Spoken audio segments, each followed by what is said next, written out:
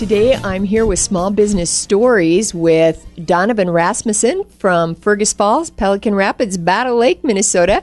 He is the owner of Lake Area Docks and Lifts, and we're glad to have you here, and I'm anxious to visit with you and learn about your small business story. So first of all, Donavan, tell us a little bit about your background, your education, what you have done prior to starting this business.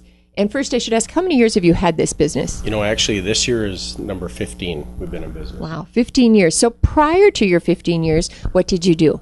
Well, I farmed west of Fergus, and I also worked at a company called Shoremaster, which is kind of our primary supplier for the products we sell now.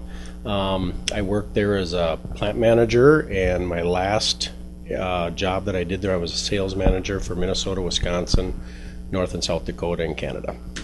Was it glamorous when you started? What's the story there?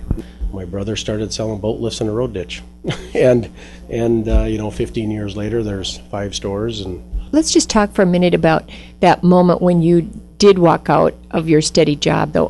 What were those feelings, and what kind of courage did that take?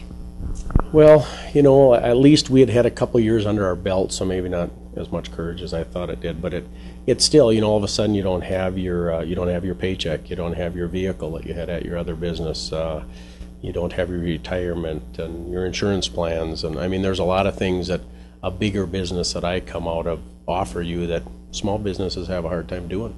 So that was probably, you got a couple of kids at home and a wife, and that makes a difference too, compared to living on your own. When you made that jump to leave your job and your paycheck at Shoremaster, were you able at that point to take steady pay out of, was your business grounded enough by then? Yes, we really probably timed it just right, just really the boom. So, we probably could have made a living the first year. The only thing that happened is that we were able to buy more properties, build more buildings, and expand our business to 4 locations that we owned in a short period of time. So, it was kind of, we worked pretty hard. I mean, I would say if you don't have that self-driven motivation, don't get into business for yourself, because if you're the type of person that can't wait to get out of work to go golfing, you won't be any different when you own your own business. You're going to have to put in a lot of hours. I'm still coming home late after everybody else is done. Yeah. So you mean this is way more than 40 hours for you? Yeah. We used to, when we first got started, I remember working all day, loading trucks all night, and working all day. Not often, but once in a while, and that's what you got to do. But I think I've known in the past people that said, yeah, but if I had my own business, I'd work harder. No. I worked for Fleet Farm 30 years ago. I worked hard for them too. And you won't change when you own your own business. It's just a trait you have to have. What made you think that you could run this on your own? Well, I had quite a bit of experience, and Jeff did too with Shoremaster. And the guy that owned Shoremaster, he was pretty open thinking. He let you, he had a real open management style and let you kind of run your business and in his business. And if you did something wrong, he'd let you know, but he also gave you the range that you could make decisions on your own for his business, which I think carried over there real easy. So when you started, it takes quite a number of different skill sets, both to know your product, how to sell your product, how to do the books, did you have a business plan that you were executing right away? Or? Yeah, my wife did the books. We did put together a business plan.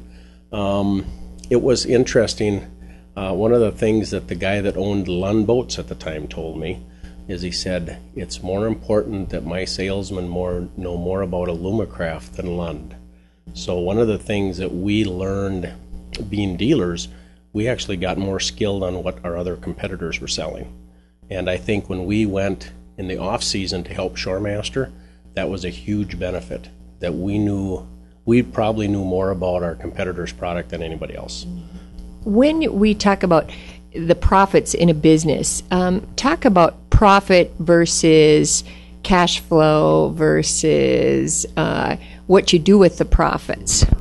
Well, I have 2 experiences there. Even when I was with Shoremaster, just like in our business, we had great profits, but we had so much growth that you really were broke all the time because you were growing so fast.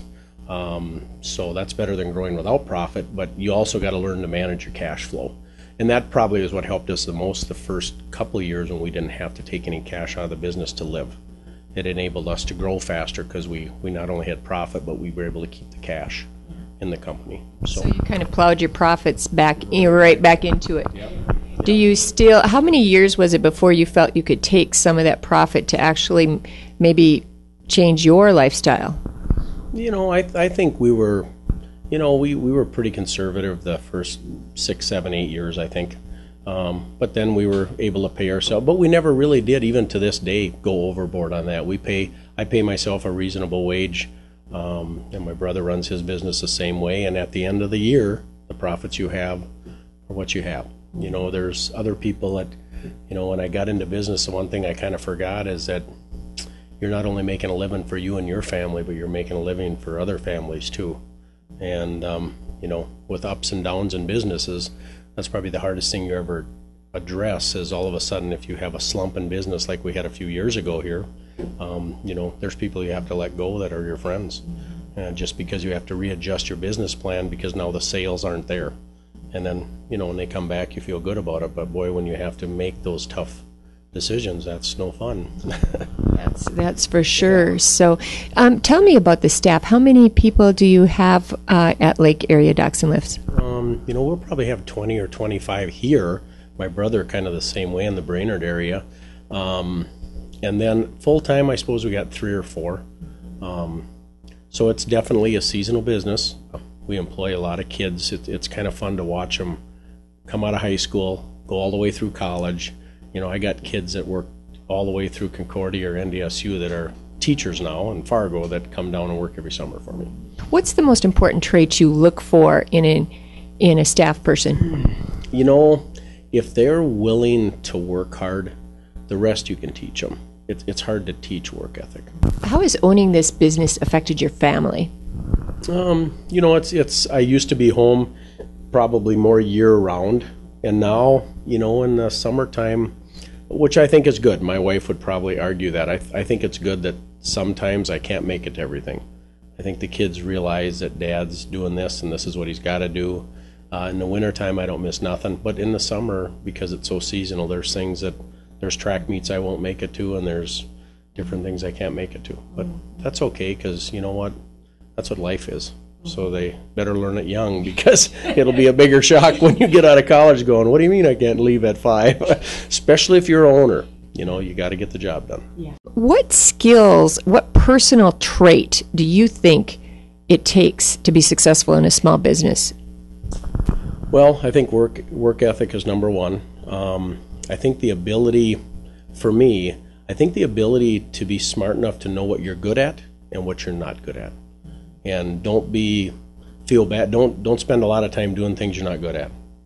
Do what you're good at, and things you're not good at, if it's bookkeeping, hire those people and do what you do well. Was it difficult for you to make the transition to really looking at the numbers as a business owner to say, let me see what's happening, and how often do you do that? How often do you evaluate where you're at?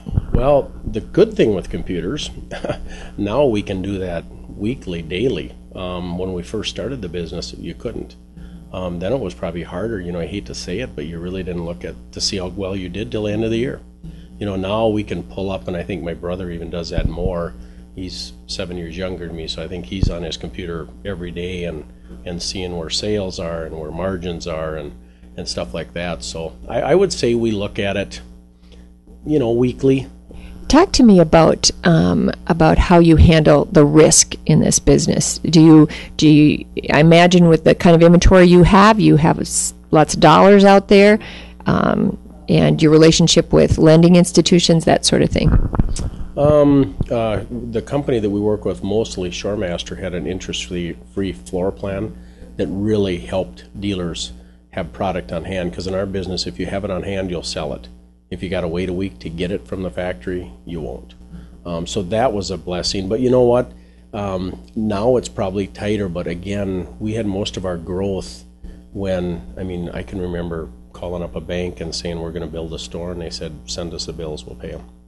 I don't know if that would work right now, just because I think they've tightened up, which is probably a good thing. I'm not saying it's necessarily bad, but I think it was different. So it was pretty easy for us to grow.